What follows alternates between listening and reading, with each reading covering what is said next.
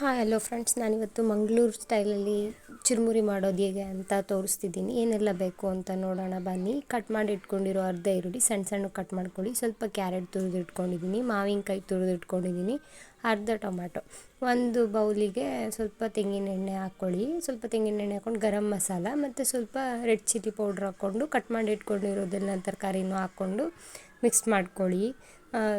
Tomato ಸ್ವಲ್ಪ ಅರ್ಧ ಸಾಕು, ಮಾವಿನಕಾಯಿ ಹಾಕಬೇಕು. ಮಾವಿನಕಾಯಿನ ತುರಿದಿಟ್ಕೊಂಡೆ ಹಾಕ್ಕೊಳ್ಳಿ. ಮತ್ತು ರೆಡ್ ಚಿಲ್ಲಿ ಪೌಡ್ರು ಇನ್ನು ಸ್ವಲ್ಪ ಹಾಕಿದ್ದೀನಿ, ಖಾರ ಕಡಿಮೆ ಆಯಿತು ಅಂತ. ಮತ್ತು ಉಪ್ಪು, ರುಚಿಗೆ ತಕ್ಕಷ್ಟು ಉಪ್ಪು, ಖಾರ ಎಲ್ಲ ನಿಮಗೆ ಎಷ್ಟು ಬೇಕು ಅಷ್ಟು ಸೇರಿಸ್ಕೊಳ್ಳಿ. ಮತ್ತು ತೆಂಗಿನೆಣ್ಣೆ ಫಸ್ಟೇ ಸ್ವಲ್ಪ ಹಾಕಿದ್ದೆ, ಮತ್ತು ಇನ್ನು ಸ್ವಲ್ಪ ನೋಡ್ಕೊಂಡು ಹಾಕ್ಕೊಳ್ಳಿ ಎಷ್ಟು ಬೇಕು ಅಷ್ಟು ಅಂತ. ಮತ್ತು ಕಡಲೆಪುರಿ ಇರುತ್ತಲ್ಲ, ಅದನ್ನ ಇಲ್ಲಿ ಕುರ್ಲರಿ ಅಂತ ಹೇಳ್ತಾರೆ ಮಂಗಳೂರು ಸೈಡಲ್ಲಿ. ನೀವು ಕಡಲೆಪುರಿ ಅಂತ ಹೇಳ್ತೀವಿ ನಾವು ಕನ್ನಡದಲ್ಲಿ. ಅದನ್ನು ಚೆನ್ನಾಗಿ ಹಾಕಿ ಮಿಕ್ಸ್ ಮಾಡಿ ಆದಮೇಲೆ ಸೂಪರಾಗಿರುತ್ತೆ. ಟೇಸ್ಟ್ ಹೇಗಿದೆ ಅಂತ ಹೇಳಿ ಟೇಸ್ಟ್ ಮಾಡಿ.